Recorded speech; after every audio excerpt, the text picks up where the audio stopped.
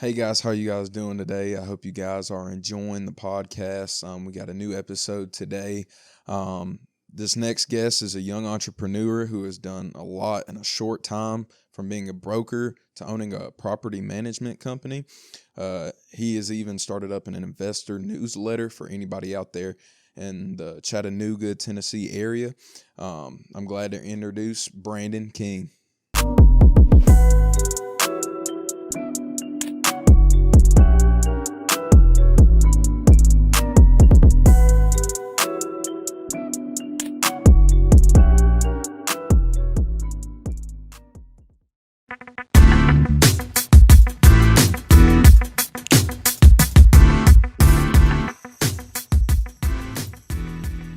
Well, how's life treating you right now? How you doing? Doing well. Just kind of taking it easy for now. Learning to fly and spending some of my free time from working really hard for several years. Get to cook dinner now for my family. And, Okay. You like to cook? I do it. Oh, you do it. That mean you like it. I am getting better at it. I haven't Okay. burned anything lately, Great. which is important. Yeah. I would say my wife still is much better at it than I am, but she's getting her cleaning business off the ground, so Okay. I have a little more time to focus on some of the domestic responsibilities currently, as I'm doing a little more consulting and working from home. Right. Enjoying that side of it. So yeah, life's pretty awesome right now, actually. That's good, dude. So let's kind of want to start with, pretty much tell us a little bit about your story, like, how you grew up and, everything like that, kind of before, the grown up part, the career part. Right. Sure. So as a kid, I was homeschooled most all the way through. Was definitely the know-it-all kid, just to be completely honest with you. Okay. And it makes for an interesting career to be homeschooled and also a know-it-all, because basically me and my dad always had a lot of disagreements. Oh, man. And he's a very large, muscular guy. So that was always fun. Yeah.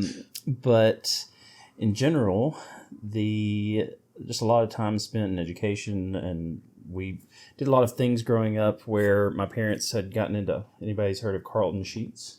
Okay. He was like the guru before the housing crash in Okay. 2008. And so we got into flipping as a family. So being homeschooled, it meant doing English and math and reading and all that. And then painting and electrical and plumbing and hardwood floors and all of that. So that was part of our homeschool kind of curriculum.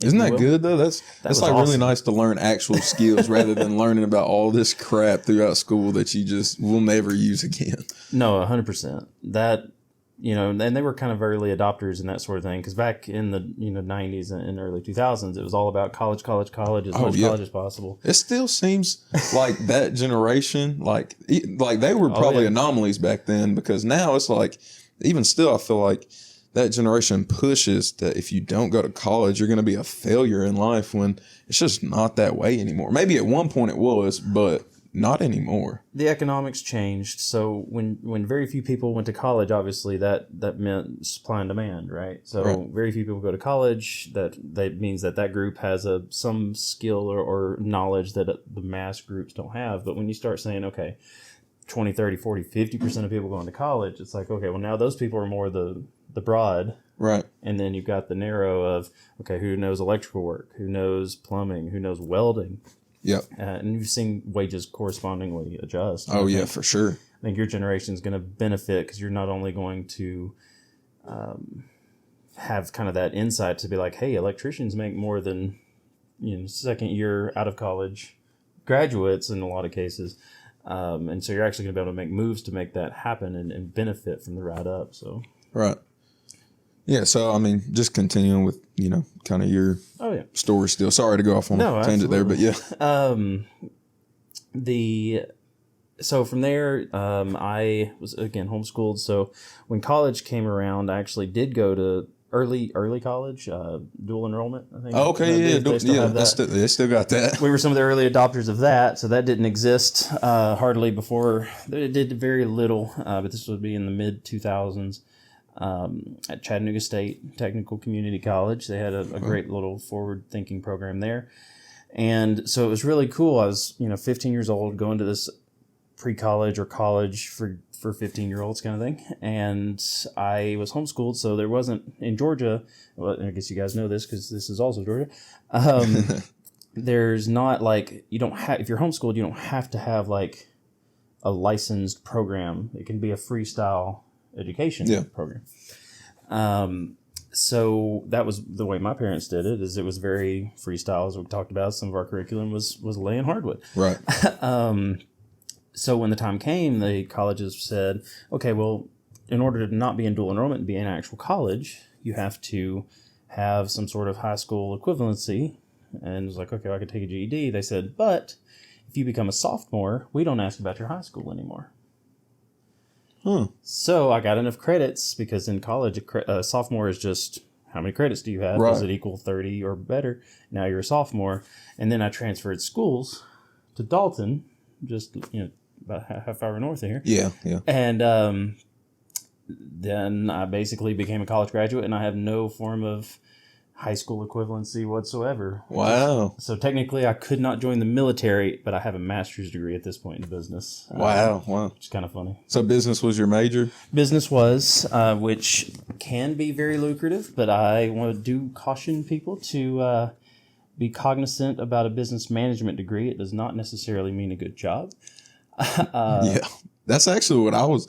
So I went to college for about a month. Yeah. Okay.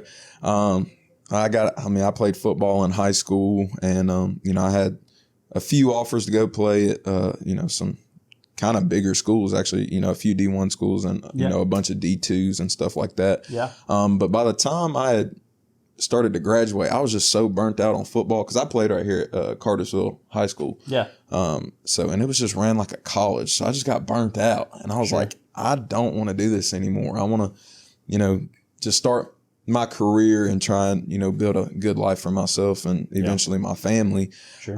But anyways, I went there. That's what I was going to major in, was business. And, everybody's like, if you go to school to major in business, you're basically just going to college just to have fun and mess around. But for me, that was the only thing I really cared about. Like any other major, I was like, I don't really give a crap about none of this other stuff. So I think a lot of it's going to depend to people's point that we're telling you these things.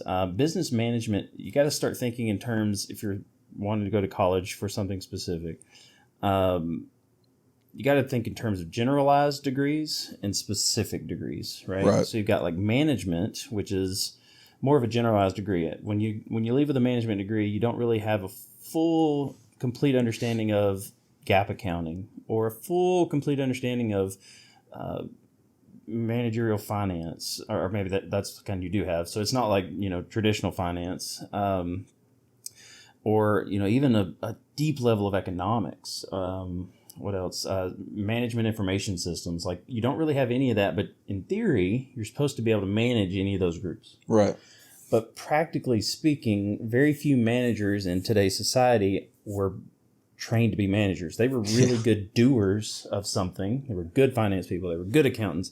And then we tried to force them into being management. So it's just a practical problem around a more generalized degree, such as management. Right.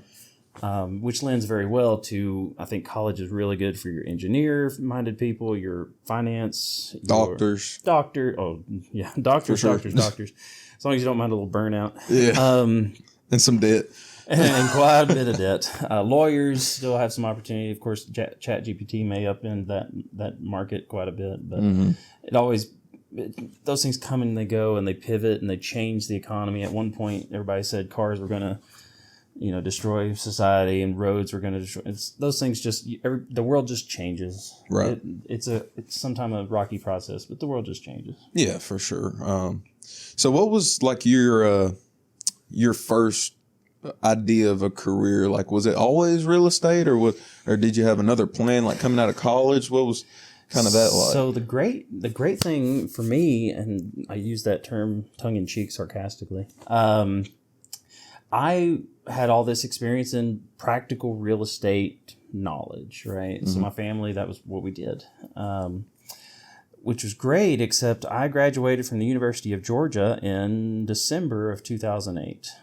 Ooh. Yeah, so that was exciting times. I had one job interview my senior year of college, and I was 19 at the time because again I started early and just pivoted over. Right.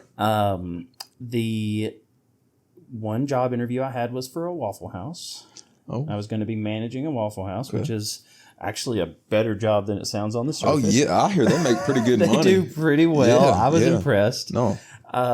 There's only one problem. You had to be 21 to manage a Waffle House. Wow. So the graduating early and timing wise was just not very good. You know, that's kind of weird. Like they discriminate on being 19 to 21, but half the people who work there like got teeth falling out of their mouth. Like, you know what I mean? Yes, there are some challenges with some Waffle House locations, but in general, I think most of them are just good, hardworking people. Oh yeah, that's how you know the food's gonna be good if they're looking like that. That's how you know it's gonna be. That's true. Good. That's true. You drive into a Waffle House and there's nice cars in the driveway and nothing going wrong. It's like go to a different Waffle House. Yeah, that's right. Yeah, man. So that was rough in 2008 coming in from that. So that was my real estate was my first idea for a career. But my parents were just pretty much flippers and then kind of accidentally became landlords while all this was going on. In fact, I didn't find out until after the fact, but my parents were helping me pay my rent while I was in school, and which I was super appreciative for. I didn't realize how hard they had to work during all that. Yeah. They were actually, I didn't know this until just a couple years ago, they were painting houses on the weekends for other people just to help make ends meet. Wow. And so it was a really difficult time. A lot of people, especially the younger groups, they don't fully understand like the depths and challenges that people experienced the last housing crash. Right. And they had a pretty successful business, you would say, before the crash, and then because of that, they had to do what they had to do to, you know, make ends meet pretty much from that point, right? Yeah, most certainly. My dad, he was a union electrician early on, and all of my family, in fact, Nathan, most of his family, the family that we share together, had a lot of electrical in the background and just good, solid, blue-collar, hardworking people, and he had just switched over to working for himself while they were flipping on the side, to being his own electrician, working for himself in Northwest Georgia.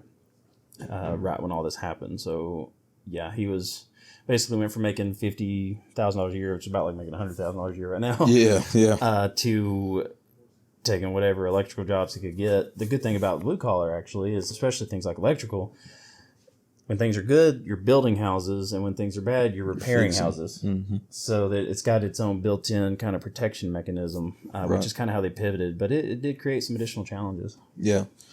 So where were you? So you can't get the Waffle House job, right? Where do you kind of go from there? Well, for the first couple of months, drug and alcohol addiction, to be honest with you. Really? Okay. And that ebbed and flowed quite a bit in my younger age.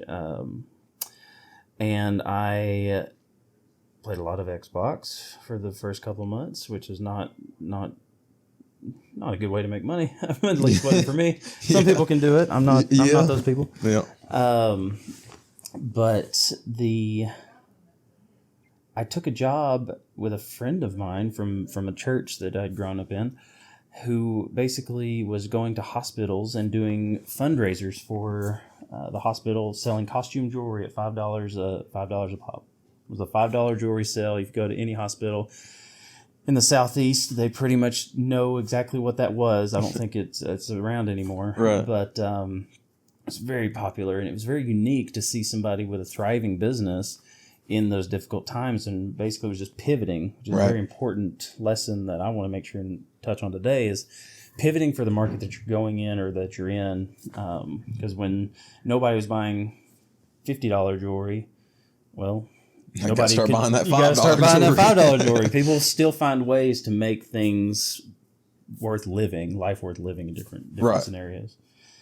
So that was a unique experience because it was just me and him in an RV traveling the Southeast, hitting hospitals 2 or 3 days at a time, selling $20,000 worth of costume jewelry, $5 at a time in 2 or 3 days. Oh, wow. Picking up, going and doing it somewhere else. Wow. Yeah. People were resilient, you know, they'll find a way we'll always find a way to make it work, you know, no matter what the circumstances are. But, Absolutely. so I know you just, actually, I didn't know that you had struggled with alcohol and drugs at one point.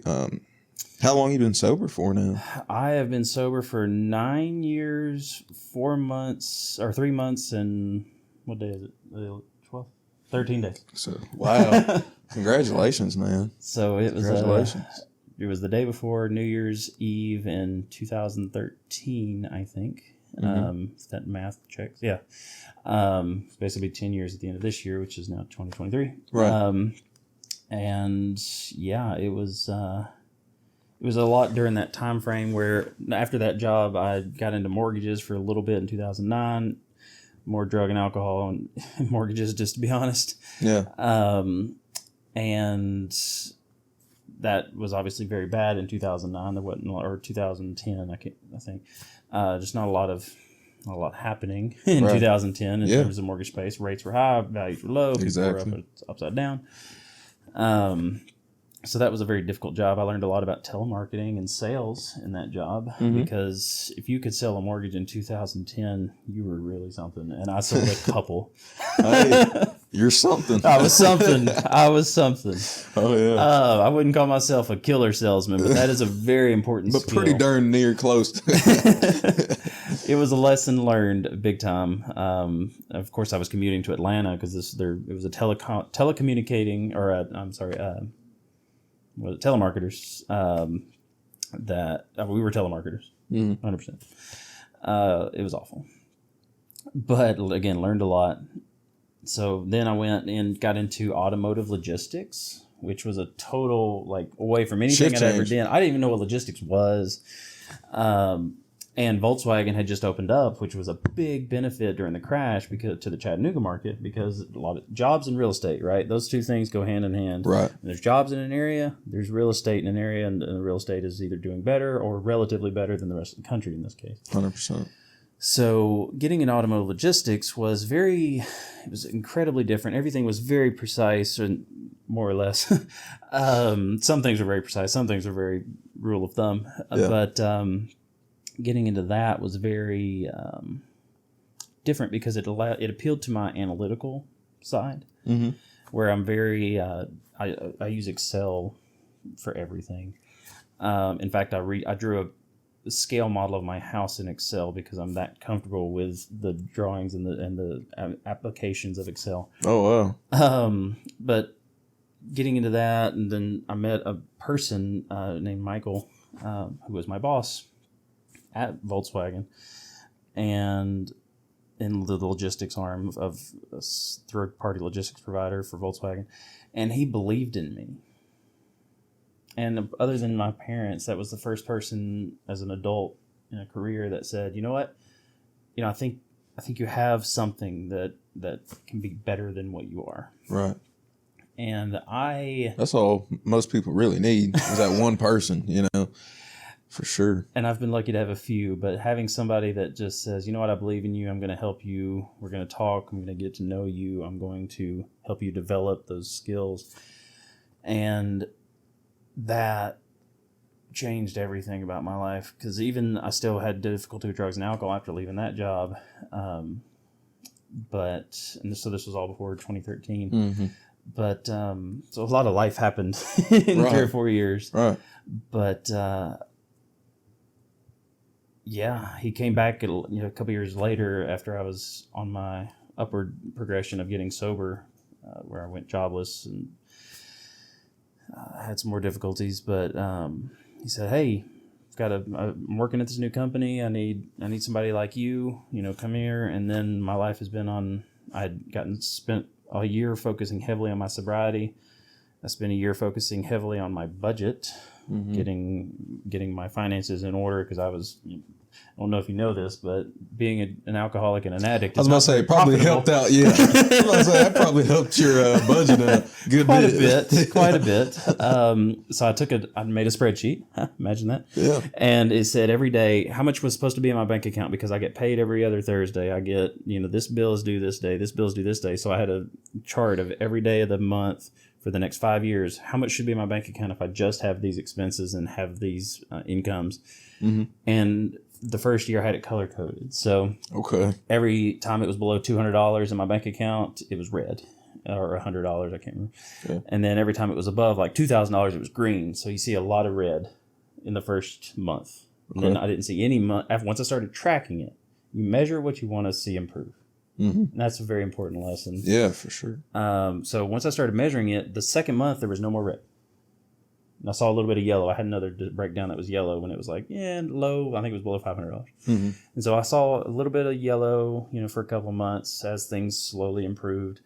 And then, like, by the end of the first year, it was a lot of green. So I was starting to actually, like, over the course of a year, I had $20,000 or $25,000 in credit card debt, which was about what I made in a year at the time. So it was a lot. Yeah. But as I started getting those debts paid down and started seeing my bank balances improve, and it took me about 2.5 years of focusing and dedicating to really get that 100% under control.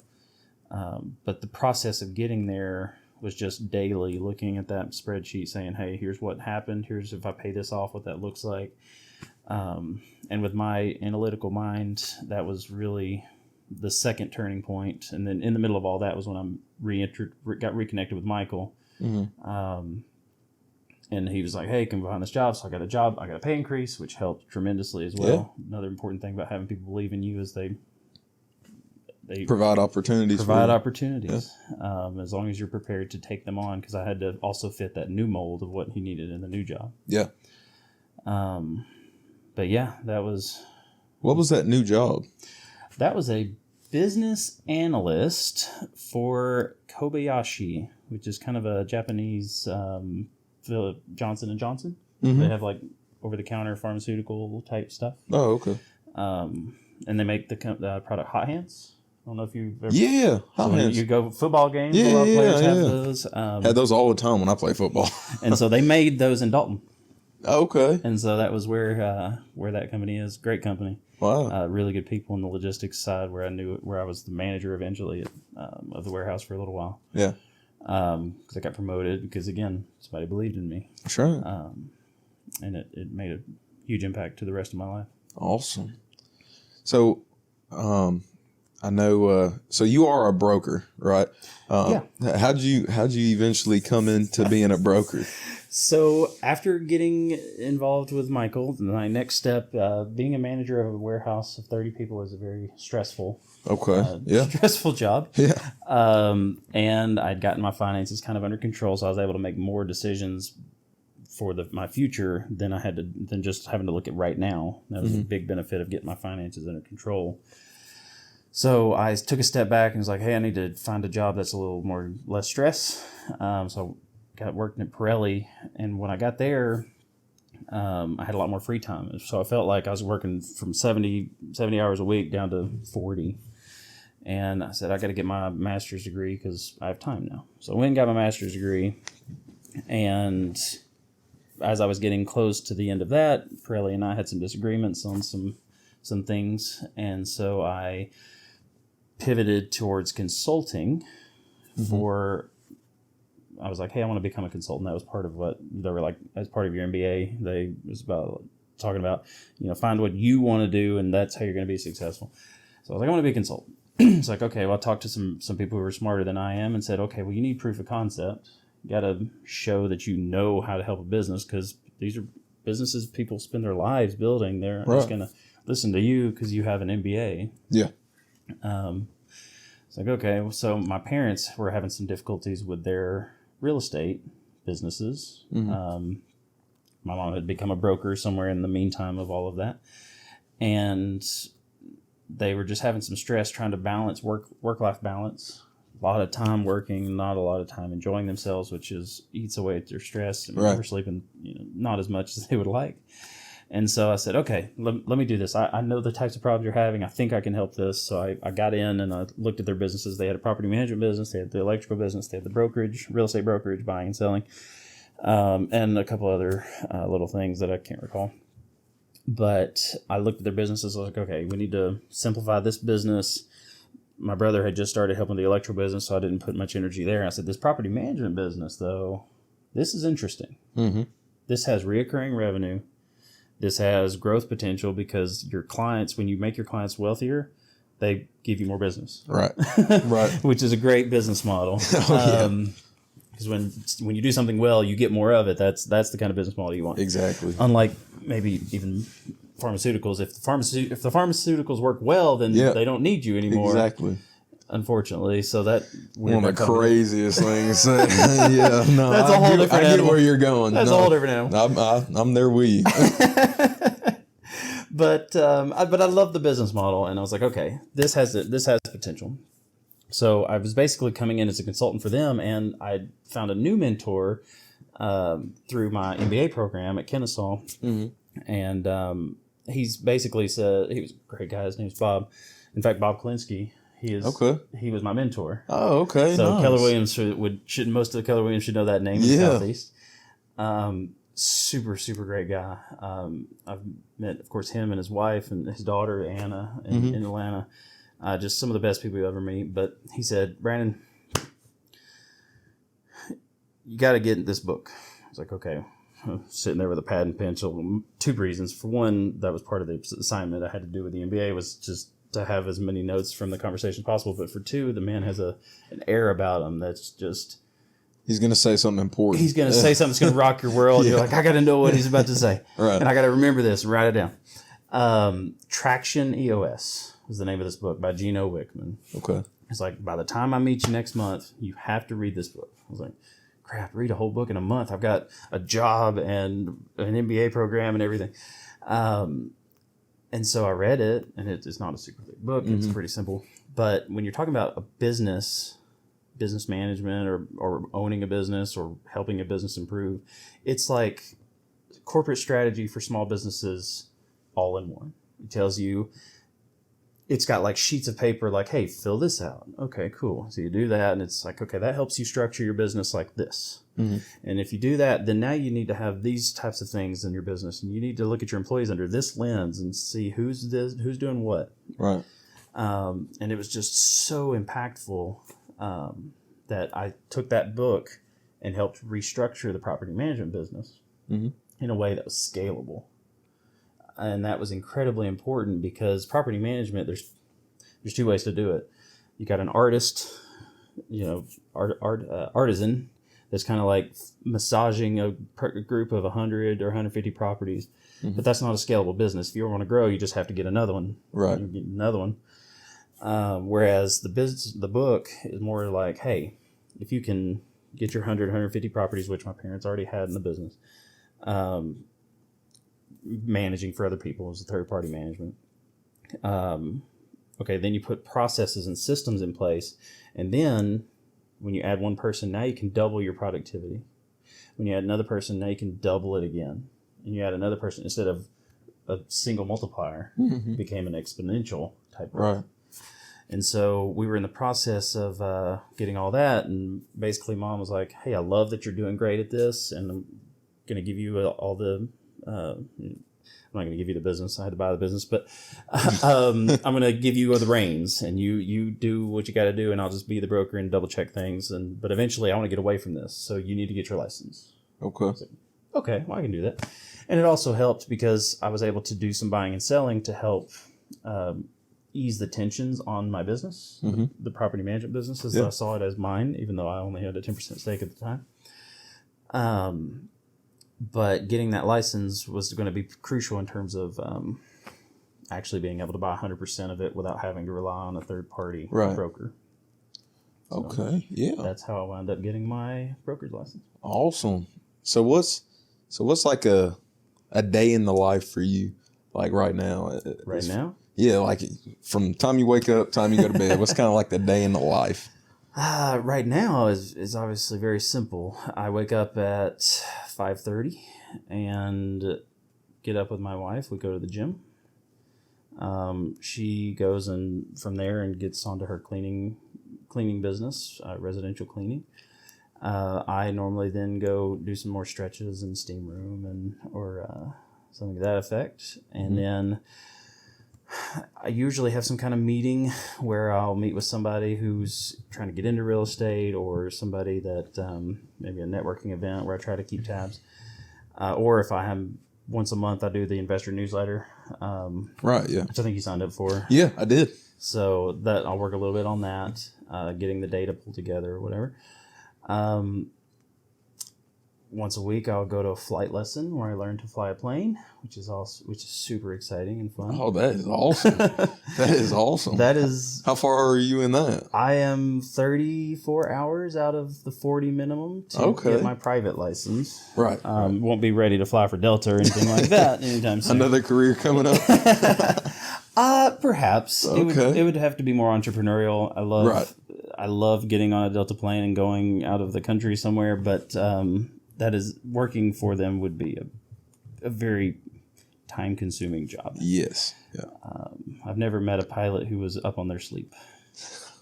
So potentially, but it would have to be, like I said, something more entrepreneurial. Maybe private pilots to Canada or Cancun, or I don't know. Yeah. There's nice places you want to go. Just pick and choose the ones you want to go to. Exactly. Free trip. But no, that's more of a labor of love in that sense. I had actually started the process of getting my appraiser license because I really love the idea. Appraisals have always been a great way for people, kind of the blue collar side of real estate transactions, if you will, where it's very, analytical in one sense, but it's also very physical, that you have to go there and you have to look and put your eyes on things and understand a lot about the construction side of the world that maybe not like a home inspector, but I need to know. I know a lot of these things about homes already, so that I figured there was a good tie-in, especially with the analytical side that you saw in the newsletter.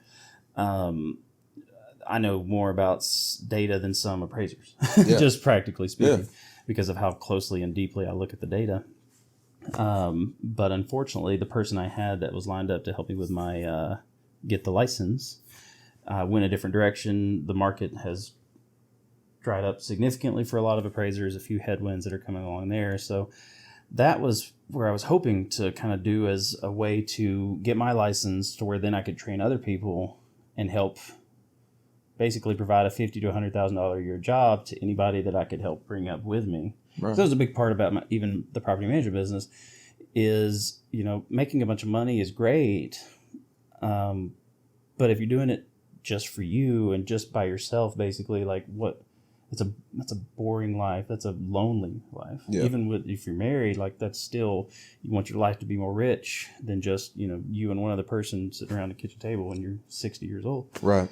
And so nobody that worked for me in property management did anything related to it before. They all, were doing retail or, were without a job. And training was a big part of who we were to try to build people up. And in fact, when I sold the company that bought us over was like, I need all of your employees. Okay. Like if they're doing this and they're doing that, that's awesome. We need that. And those would have been opportunities that would have never been available to those people had they not learned and worked really hard. They excellent workers, did a great job in trying to be better than they were yesterday. It was one of our core values as a company. And that really was very important to me. And I want to do that. I wanted to do that same thing in appraisal. And it's still on the radar of things I would like to look at. But it's with the headwinds right now, I can't find that trainer person that helps me get over the hump so that then I can help other people get over the hump. Right. So that's kind of one of the difficulties right now. Yeah. With that. But yeah, other than that, sorry, back to my day of life. Yeah. Some meeting, usually I try to do at least one a day with somebody to help them out with something. Mm-hmm. And then I pick up my son at 2:35 and maybe 10 minutes from my house. Okay. And start making dinner. Awesome.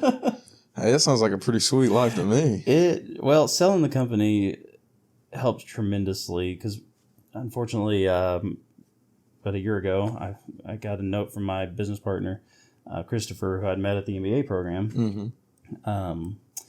And he and I were basically taking on the world of property management in Greater Chattanooga, and it was exciting. It was fun, and we were growing. Yeah, I wanted to ask that too. Since you're going to go ahead and go into it, how, like, I know you said you bought it. How were you able to scale it up like you did? Like, what were some steps you took to make it grow as much as it did in the time period that it did? Yeah, no, that's a great point. So I bought it officially in August of 2020. Mm-hmm. So I'd been working in it for a couple of years before that. That's kind of the CEO, if you will, of a very small business managing about 150 units. Yeah. And so one of the things, there was just a lot of clunkiness in terms of the operation. It was very focused on one individual, the manager, mm-hmm. And everything kind of funneled through them. So one of the first things we tried to do was to try to break that up. These are this person's responsibilities. These are this person's responsibilities. These are this person's responsibilities. And I think we added a person around that time for that manager to have an assistant to try to help clearly define some of those roles so that not everything had to run through one person. One person, yeah. We implemented regular weekly meetings where we took note of all of our KPIs, so key performance indicators, mm-hmm. for those who may not know that term. And what else? We didn't really do any marketing at the time because we were still trying to basically clean up internally. Right. And so the way I try to explain it to people, especially anybody in kind of a service business, particularly reoccurring service business such as property management, mm-hmm. You want to get people on your business Ferris wheel. Mm-hmm. Or no, Ferris wheel. What's the one with the horses? Merry-go-round. Merry-go-round. Yeah. That's right. It's an official business term. Merry-go-round. So you want them on your merry-go-round, and basically, we had to build the merry-go-round first because we didn't really have it. People were just kind of aimlessly walking around in a circle in our business, and we were like, no, we need to make this into a machine. So that was what we did the first year, which included regular weekly meetings with the KPIs, making sure we knew who all was in our business, what they were doing, where they spent their time. Mm-hmm. So just defining what you're doing, how you're doing it, exactly. Where you're at and your progression and stuff like that. Exactly. Without those measuring tools, you just really you're flying blind. Yeah. You're winging it. You're winging it, to use that airline expression. So that was a big deal, and that took about a year and a half. And at that point, said, okay, we've got some possibilities here. We've grown organically to like 180 at this point. So we have some opportunities here. We could grow a little bit and see kind of what's going on. So at that point, I was like, okay, we need to be visible. Mm-hmm. So we're in a small we're in Northwest Georgia. We're in Greater Chattanooga, but we kind of have a corner on the market of the corner of Georgia. Because there wasn't anybody else based in that area. So it was kind of like an afterthought for a lot of people. Right. It turned out to be a strength because, you have 10 or 20 property management companies in Chattanooga, so they're all kind of competing for that downtown market, and some of the other tertiary markets. Whereas we were like, hey, there's not a property management within 10 minutes of us. We know this neighborhood and that neighborhood and that neighborhood. So it created a good sales pitch, but I needed to make people aware of that. Mm-hmm. So we started getting involved with the RIA, the real estate investment groups that around. I know you guys have a lot of them in the Atlanta area and mm-hmm. probably some in Cartersville. Chattanooga only had like one or maybe two. Okay. So I was like, okay, I gotta just start being in that group. So I started going there, and randomly somebody said, hey, you're a numbers guy. You want to talk about the market? I was like, yeah, sure. No research. I can research. Yeah. I love research. And with that, I started building out. I did this presentation and created a lot of cool charts, and some of the MLS data was really great because it'll have. I don't know what y'all's does specifically, but I'm going to assume it has some market data that you can use mm-hmm. to try to help people understand about the market. So I did that presentation. I was like, hey, I could do this every month. It's like the great thing about value add marketing is you put out something of value and put your name on it. At the bottom of the newsletter, it says, now it says Brand King, just because, but at the time it said DK Property Management, and we've been growing, or we've been increasing rents, or we've been benefiting the local community, or here's our marketing statistics, and it's just something to where every time they read it, there was something talking positively about the business, kind of a brand recognition, right? But tied in with the value add marketing, so that we had a 50 to 60% readership every month. So we had 100, 200 people, but like over half the people that were sent read it or opened it. I can't guarantee they read it, but they opened it. Which in terms of email marketing is huge. They're interacting. They're interacting with your brand, and that just it's not a fast moving thing. Something like that where it's not a sales function, it's more of the marketing side. But that started getting some of the rumblings going about who we were as a company and what our skills were and who we were as an entity. And so that was kind of the next step to get some of that moving. And then coronavirus happened and everybody heard what that was about. Yeah. And so everybody was a little nervous and quite a bit scared. And even some of the newsletters I read from that time, and it's like, hey guys, I don't know a lot about this coronavirus, but like, it seems like it's going to be a big deal. We're not going to meet this month around, the regular meetings and blah, blah, blah. So that was a whole ordeal. But then, June, July, my parents were like, hey, we're ready to call it quits. The manager was leaving, the property manager that kind of the business originally had been built kind of around, was leaving. So I was like, hey, I found my friend Christopher. I was like, hey, come with me. We need to build this business up. So then he came in, and I've never in my life met somebody that was so administratively inclined, to where this man in Atlanta, just a born leader, born leader. Like you hear bureaucracy is like this negative term, but he made it not a negative term. He's like, no, we got to build something that works for people. Right. And he was the absolute best at that. And I basically, because he was so good at that, he was able to work inside the business and do it to the level I was never even able to dream about in terms of operational efficiencies. And then I became just the sales focus of getting new people onboarded. So he was building out an even better merry-go-round. Right.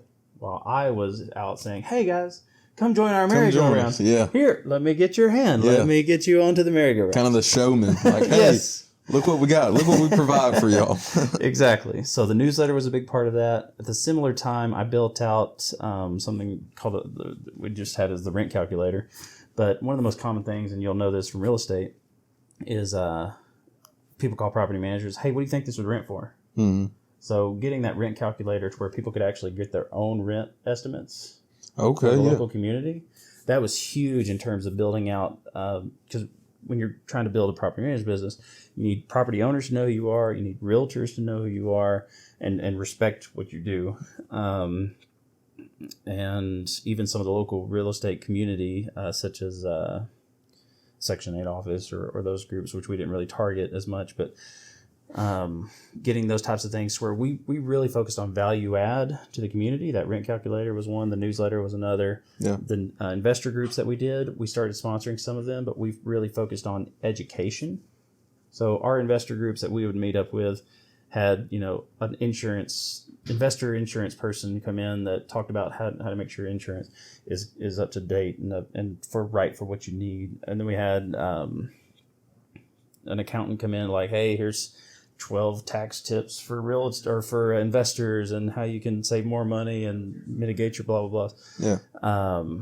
And just all types of like real working practical professionals, not no gurus. We didn't have gurus that come in and say, hey, I can teach you how to retire by the time you're 7 or whatever. By the time you're 7.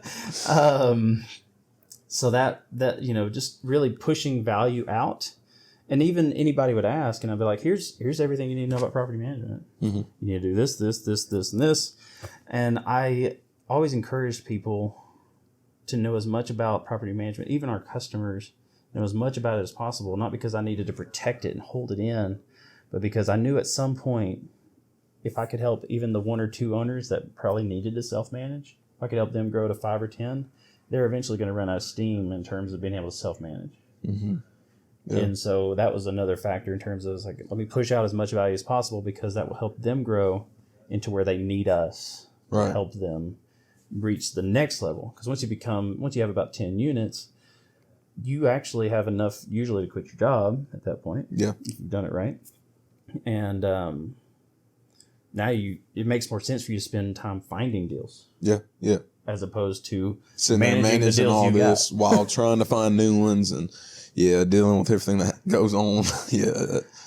Leaky toilets and tenants that know how to look good on an application were some of the scariest parts of our customer base, what they had to deal with. So it was a big deal. And then, from there, we just really started growing.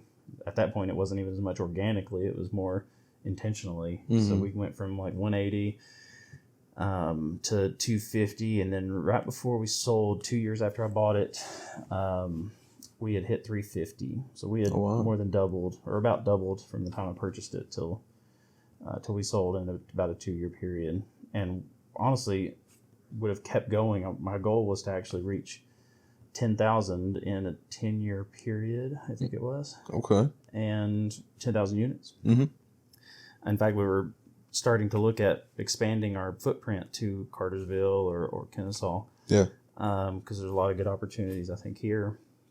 But my property manager, partner, friend, Christopher, has had some family changes that basically required him to be in Atlanta full time. So he had to find a position, something that he could do closer to home. Okay. So it was unfortunate. So when I knew that, I was like, man, this isn't going to be the magic that he and I were creating together anymore. Oh, wow. So you had that much like faith in him and connectivity with him that you knew as soon as somebody else came in, it just wasn't going to be the same. Pretty much. Wow. Pretty much. And I mean, you were talking about coming into one of the hardest employment markets we've ever seen. Yeah. Yeah. In fact, we had tried to hire somebody to replace him because I knew that he was getting pulled to Atlanta. So we were trying to build those pieces so that he could get there. And I made a bad employment decision. Plain and simple. The guy who we hired was not who he said he was, even though we did a background check and all kinds of checks. So he was like a criminal. He was. Oh, man. Wow. Yes. Man, what was that like? That realization, like, oh my gosh, I just hired a criminal for my business. Yeah. That was scary. Oh, I bet. So, we went back and forth again. It was hardest market to hire somebody in. So we hired a headhunter to find somebody. And we're like, hey, here's our rough parameters, blah, blah, blah. It's like, okay. Guy's been doing this for 20, 30 years. I mean, he knows what he's doing. He's a headhunter. He's good at it. Still would hire him if I needed to find an employee. Mm-hmm. But long story short, we found the guy and the references checked out. I even called them on top of the headhunter calling them. I am a sleuth. I love to research. So I was like, okay, are these real references? Are these friends of his? Like, everything checked out.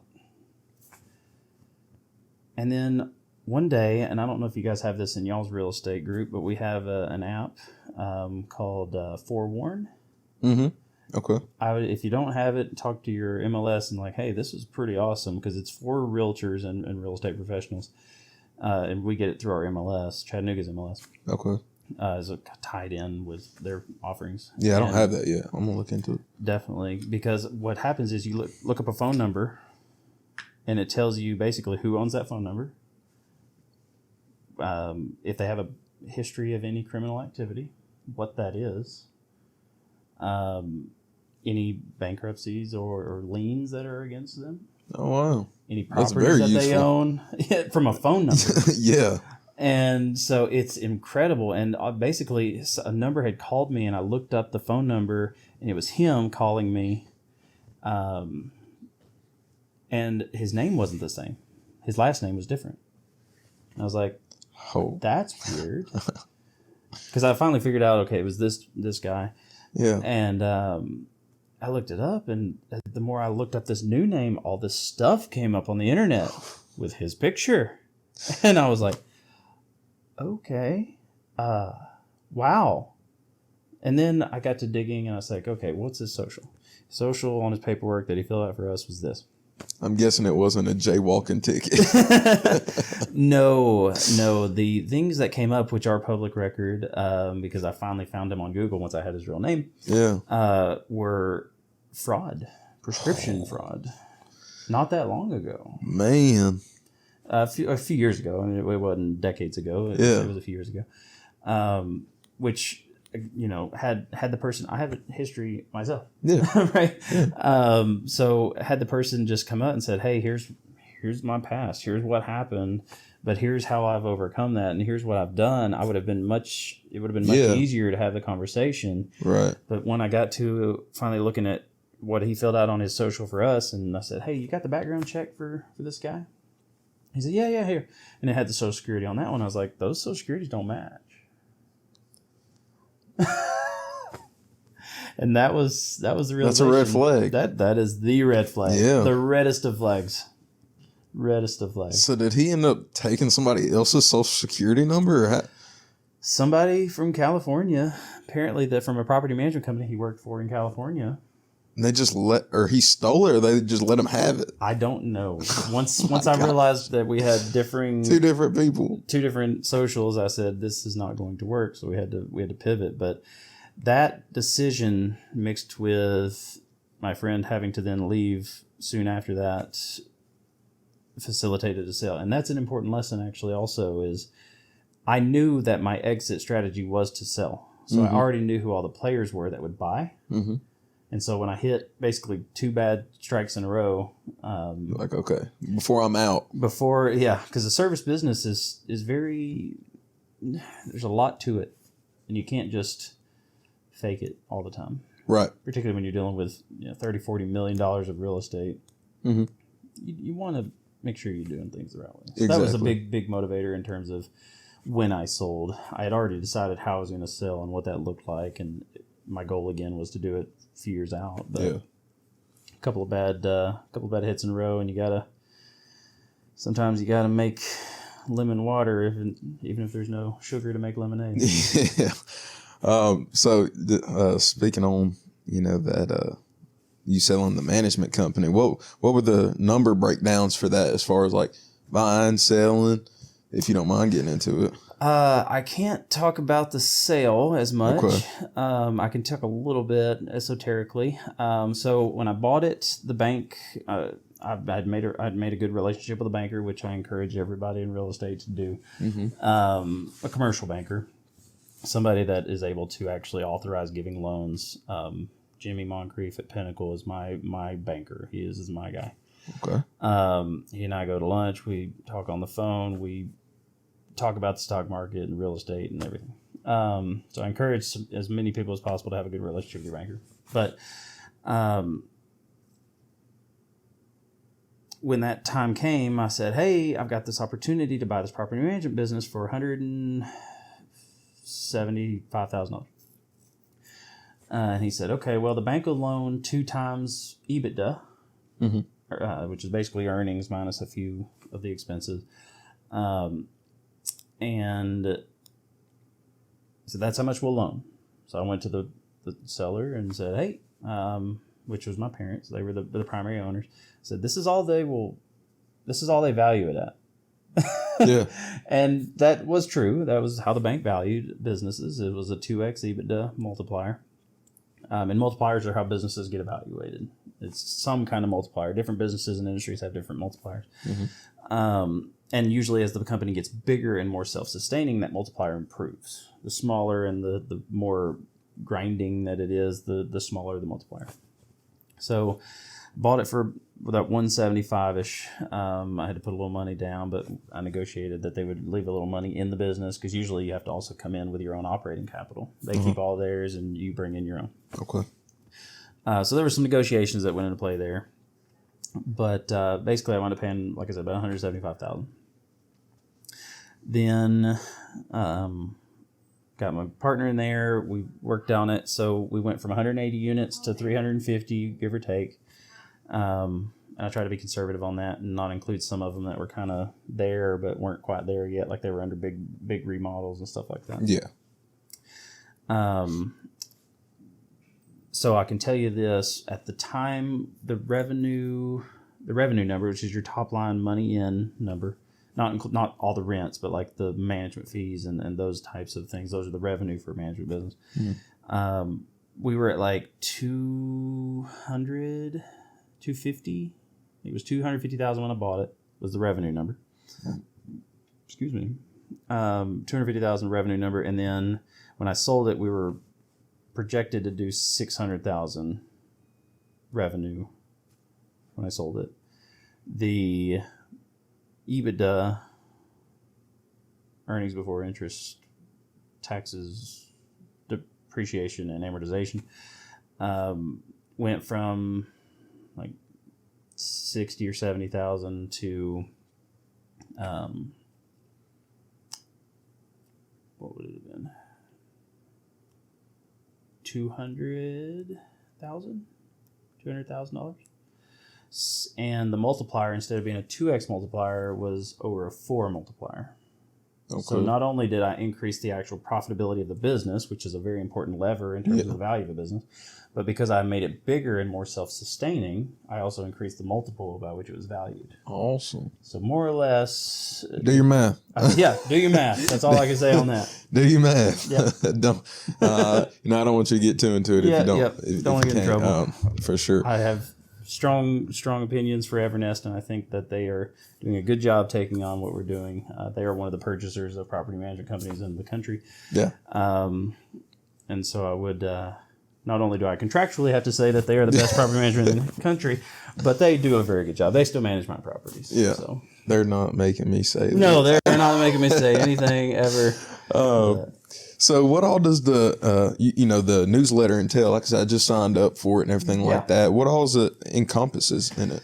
So I try to use as much data as possible, but the core of it that's going to be there pretty much regardless is what happened with buying and selling in the real estate market, because that's the one unifying theme of all the real estate world is what's the value. Even in property management, we didn't necessarily have to know as much about the value, but our owners did because they needed to make sure their refinances and things were going to go through to maintain capital.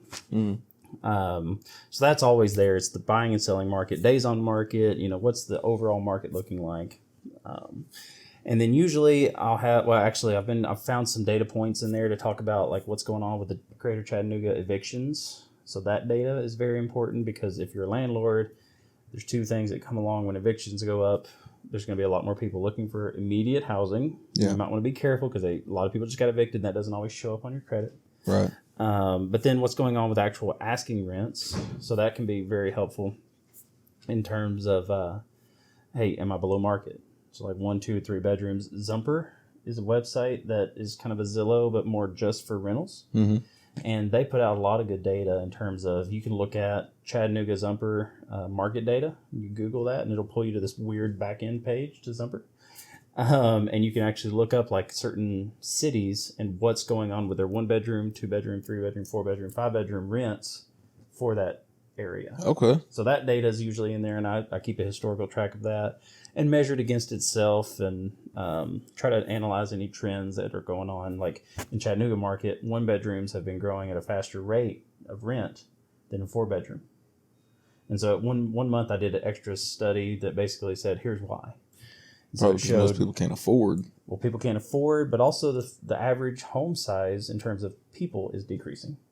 So more single people are in the market, but there's fewer 1-bedroom housing in Chattanooga. It's like we don't have all the apartment infrastructure that Atlanta or even some places like Cartersville have. Yeah, because we're just more of a single family home market and has historically, right, which is going to be your 3 bedrooms on average.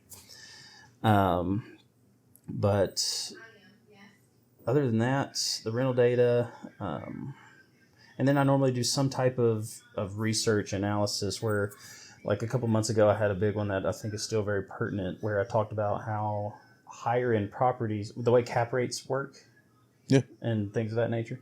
But when you talk about compression and when interest rates go up, that actually compresses values, which is an increaser to cap rates, right? So there's ups and downs that go with this, but and then basically showed graphically with data, okay, what does that do to the different parts of real estate. So the low end market, the middle market, and the upper markets, how does that compress it? And the higher end of the market actually gets compressed the most and the fastest. Okay. And the lower market actually also gets compressed when it's this extreme of a increase in interest rates, but not nearly to the same level. Right. Now that's analytical based on the studies from MBA stuff and some of the economics that we learned there, but it's a good way I put that stuff out there so that people can understand fundamentally instead of just whatever the news guy said last night, because 100%. who knows what they're thinking.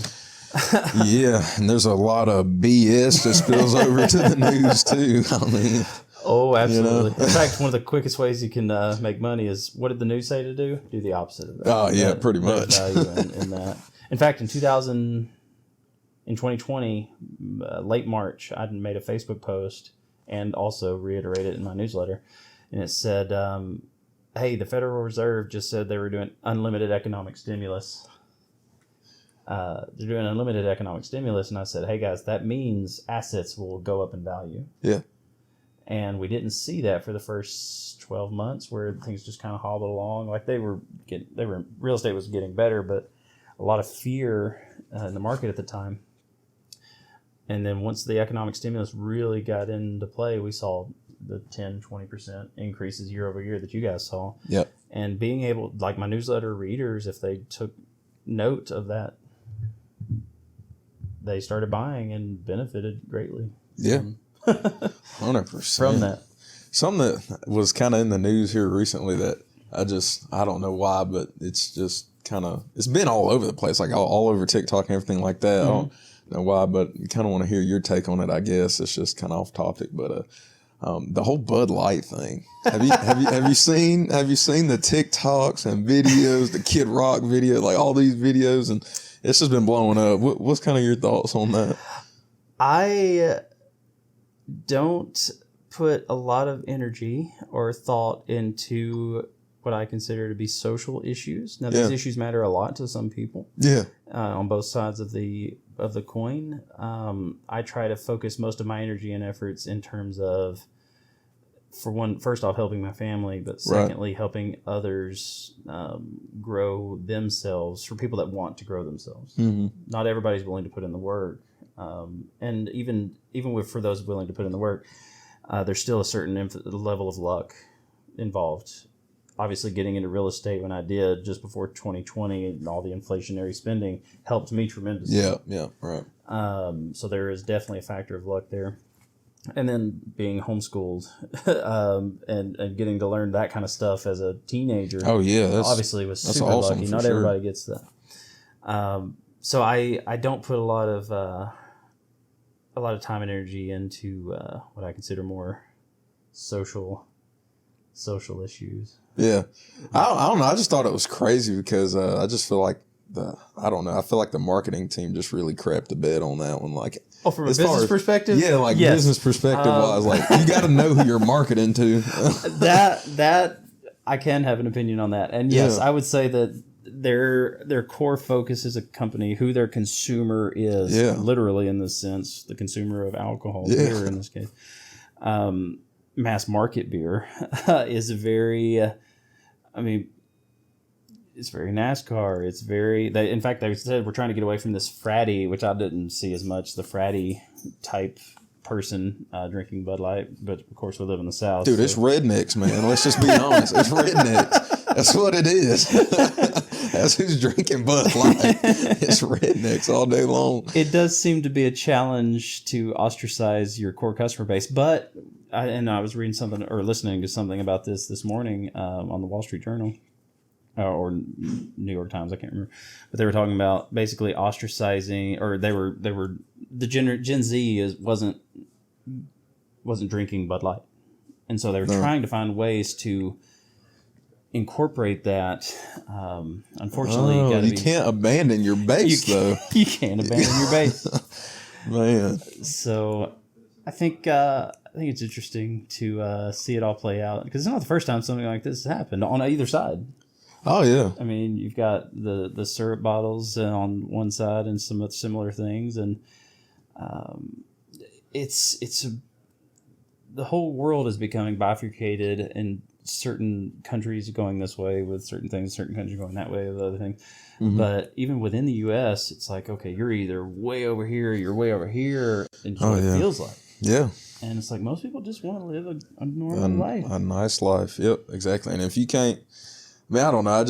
I feel like it sounds so cliche nowadays to be like, oh, I see both sides and this and that. But you got to. You gotta be able to listen. That's the biggest thing. I just think people that was one of the biggest nowadays. strengths in the U.S. is our ability to come together in times of crisis and turmoil. And unfortunately, right now we're so polarized. Yeah, I'm worried that the next whatever crisis. Well, I mean, coronavirus was a form of crisis. Oh yeah, that China, Russia, all this. Yeah, there's a lot going on here. I hope we are able to pull together the way we were during the 9/11 attacks or Pearl Harbor or whatever. I was a kid when 9/11 happened. Like I was feeding. My mom was feeding me in her bed when 9/11 happened. She was literally still on leave of work because I had just been born. Oh wow! But hearing the stories of like how everybody it was like it didn't matter like what nationality you were, how old you were. It was like everybody just came together for one purpose, and it didn't matter. The differences just didn't seem as big then. I would say that's true for most, with the exception of one nationality. Yeah, that's true. Okay, yeah. There was a little. Yeah. Sometimes some parts of it we've been a little harsh towards some individuals, which was unfortunate. Because it is. Similarly, most people just want to live a normal life. Yeah, there's extremes in every single 100% person, like every single 100%. nationality, every single you can't lump everybody into it. That's right. So you're an analytics guy. I am. How do you feel that the real estate market is doing right now? What do you feel? Do you feel like I feel personally like it's kind of picking up. It's kind of moving a little quicker right now. Okay. Just tell me how you feel about it. Yeah. So looking at the data, there's the data, I call it. Mm-hmm. The data. Like what's going on right now. Yeah. And honestly, the last February, we saw an uptick in terms of the 25th percentile, the 50th percentile, and the 75th percentile all saw an uptick in February in terms of sales price in the Chattanooga market. Mm-hmm. I assume it's very similar because we share a lot of we share a lot of people. And, we ain't exactly across the country. No. California's had a whole different story. Oh yeah. But I will say that some of that type of data, October, November, December of 2022, we saw starting to see some real pullback in terms of seeing double-digit percentages increases in the first part of 2022 and the year before. Yeah. To where it started like leveling out. So you kind of saw it like increase, level. Yeah. Whereas inventory was decrease, level. Yeah. So we saw both of those kind of start converging, where the prices are starting to peak back up, particularly in the lower part of the lower half. Excuse me. The inventory, though, is definitely top heavy. Mm-hmm. So you've got, builders building $400,000-$600,000 houses. Yeah, it seems like that's going to be a problem because the people who are actually coming into the market to buy can't afford these huge homes that they're building. And I mean, especially with interest rates. Yeah. And when you look at it, one of the charts in the newsletter that I definitely want to make sure that you look at is it shows, or there's two, they're right next to each other. One is the the median sales price of a home in Chattanooga. Mm-hmm. And you'll see it, sloping upwards and then kind of leveling off over the last 6 months. And then you'll see the affordability curve, which is actually based on, the prevailing mortgage rates and the average income tied into basically what they could afford as a mortgage payment, and then reversing that to say, here's the house they could have bought. And you'll see those two lines, they kind of hang out together. Mm-hmm. And then in I think it's July, they start to separate. And the median sale price is higher than what people can the median income can afford. And you see that those numbers are, for years, they just kind of hung out together, just very close. Mm-hmm. And now they are so disparate that it's mind-boggling to see. So for us, the median sales price in Greater Chattanooga market runs like $350,000, give or take. Similar to here. I think ours is like $335 or something like that. Yeah, and they're very similar in that way. But the affordability curve went from, neck and neck to 200, 250 is actually what people can afford. The median income can afford. Yeah, that's what I see. And so what you're seeing is increased pressure on the lower half, where you're seeing days on market on that price point plummet again down to a week or less. Yeah, get multiple offers. You're seeing that again. But you're talking about houses at 300, 200 in that range where you're seeing multiple offers. The $600,000 house is not even seeing a showing because who can afford a $6,000 a month payment? That is a lot of money. Yeah. And there's just not a lot of people that can stomach that type of payment. Right. Especially as some optimism starts to wane. Some people are like, oh, I could afford $6,000. But it's like, but if I lost my job or if, my investments don't do so well or whatever their life position is, they start just being a little more cognizant. And maybe they don't need a 7,000 square foot house. Maybe they just get a 4,000 square foot house. And then even then I'm talking about like very small parts of the market. Yeah. Or they say, maybe we'll just wait for interest rates to come down. Maybe wait for interest rates. Yeah. Because that's a real part of the psychology that goes into the everyday. And you see this when you're buying and selling with clients. They're like, well, what I'm sure everybody asks, what's going to happen with interest rates? Yeah. If the Fed doesn't know, I don't know. Number one question. Yeah. I'm like, look, I can tell you what I may think will happen, but I can't tell you what's going to happen. Exactly. Yeah. There's people that know way more than me and get paid to know this stuff that don't even know what's going to happen. Right. Oh, I guarantee you right now, Jerome Powell has not made up his mind in terms of what there's going to happen with the base rate, the federal funds rate, much less the 30-year rates and the things of that nature. Those are set by the market, and there's opinions. Yep. They can come down. There's also some reasons, like you mentioned, Russia and China. There's some reasons relating to those two entities in particular that could say interest rates may not go down.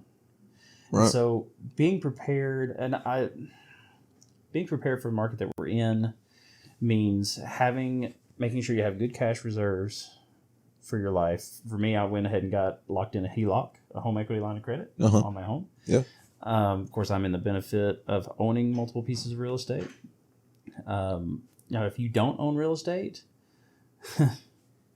if you don't own a house right now, get one as soon as possible. There's some really good reasons why you should really consider it. Yeah. Hyperinflation is one of them. The potential for that. And I'm not saying, next week we're going to have hyperinflation. I don't know. But what I do know is there are some pieces of the puzzle that could lead towards additional pressures of inflation that I personally want to be prepared for. And one of the ways to do that is to buy a house. And that helps mitigate some of that risk. Because you don't want, if you have $20,000, $30,000 in the bank because you've been saving and working hard, kudos, great job. But if the government prints a bunch of money again, they've just cut the buying power of that in half. I call it the loaf of breads. How many loaves of bread can you buy with that money? Right. And 2 years ago, you could have bought 1,000 loaves of bread. Now you can buy 500 loaves of bread. That's a big deal. With the dollar losing its value, too, on top of that. Just... Exactly. Exactly.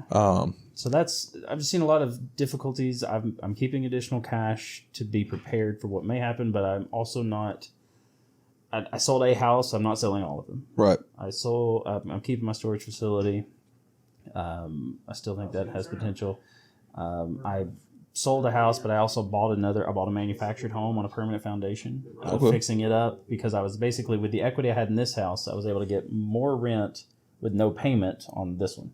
Okay. Because of the equity run up here. So just basically increased my cash flow from $400 or $500 a month that I was going to have net of everything over here to about $1,000 a month net cash flow because, again, there was no payment and just higher rent because it's a 3-bedroom, 2-bath manufactured home or a 2-bedroom, 1-bath single-family home. Mm-hmm. The rent's going to be more here if it's nice, which we're making it nice. So. Awesome. Yeah, so what's... I think it's going to be the last question now. Sure. I know you're probably busy. You got a lot of stuff going on. Yeah. What's kind of your plan for like your future? Like, what do you see yourself doing as far as business wise, family wise, anything like that personally? Or? Yeah. So there's two possibilities. I love the idea of there being some actual real estate deals on the market. That's going to be great. Yeah. Particularly now that I've built a good cash position to be able to actually take advantage of some of them in cash. Right.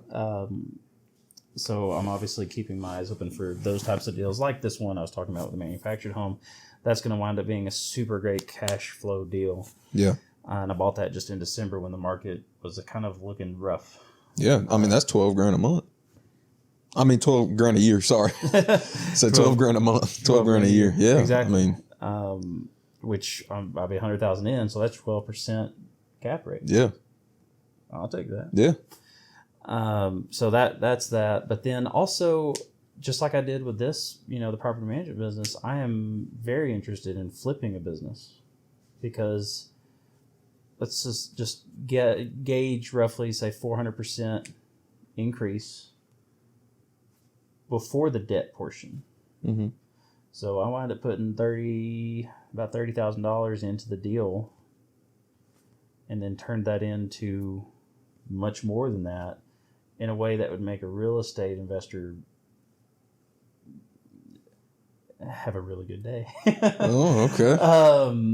So business is also a very, very helpful or great potential for flipping those as well. Right. So if you find a property management company from somebody that maybe wants to get out, clean it up, sell it to an Evernest or some of their competitors, you can make a markup that would be a really good day for anybody, much less. That's a lot easier than, as far as a lot of people think, to become an entrepreneur or try and, become rich or something like that, you got to make up a product that nobody's ever heard of. You got to be able to build it up to this huge company and then sell it off to somebody who's more rich than you, or a company that's more rich than you.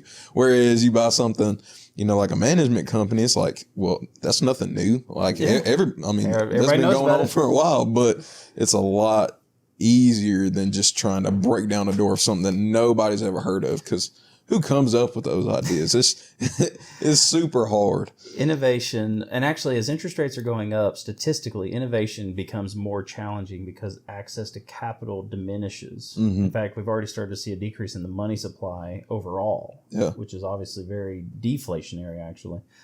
So innovation thrives in a low interest rate environment. We just got off of the longest low interest rate environment in history. Yeah. So innovations, the Shark Tankification, if you will, of the world, where everybody's trying to come up with the doggy groomers, whatever. Dude wipes. Yeah. Branding and that sort of thing. Like, that's great. And there's a tremendous market for it. And if you got a brain for something like that, chase the stars. I support you. Let me know. Do it. I will help you. It's just a lot more difficult. It is a rare thing. For everybody that's on Shark Tank that makes a deal, there's 500 people that spent a lot of money and didn't. Yeah, Mark Cuban even said, he was like, "Oh, I'm at an all-time loss on Shark Tank deals." That's what he said. Really? Yeah, all time he's at a loss, because, like you said, most of them just don't work out. People get lazy. They just want the money, and then once they get it, they just want to blow it. Well, there's that, and then even if that's not the people that are watching, like, maybe you just had the market wrong. Yeah. Maybe you had an idea and you thought it was grand, and the market didn't agree with you. And that happens every day. Happens all the time. The time. But no, taking a bread and butter type business, particularly from a mom and pop operator that didn't have visions of bigger business, and turning it into something that, at the point in which you can build it in a way that you don't have to be there, is when it tremendously grows in value to somebody else. Right. And that's one of the biggest value adds. Also, just as a side tick, another way to add a lot of value to something is take a manufactured home that is not real property. Mm-hmm. Everybody should know real property if you're in real estate. What that means. And put it on a permanent foundation and get it qualified to be real property. Yeah. To where it qualifies for financing. Mm-hmm. Get with a mortgage person, figure out what those exact structural engineer. Yeah. There's certain things relating to zoning and some other things that you want to make sure with your local market. But figure out what those steps are. And if you can find a mobile home that nobody can sell on loan, on a real decent FHA loan or something like that, turn it into one that you can. You can also double or triple or even quadruple the value of some of those properties if you could buy them right. Oh yeah. Oh yeah. It's a good idea. Another actionable deal for you guys. Hey, leave us off with some gems. That's what I'm talking about, man. Well, I very much appreciate you coming on, man. I enjoyed it. I hope you enjoyed it. Absolutely, man. A lot of fun. I appreciate everybody watching. Hope y'all have a good day, man. Thank y'all for watching. Appreciate it, guys.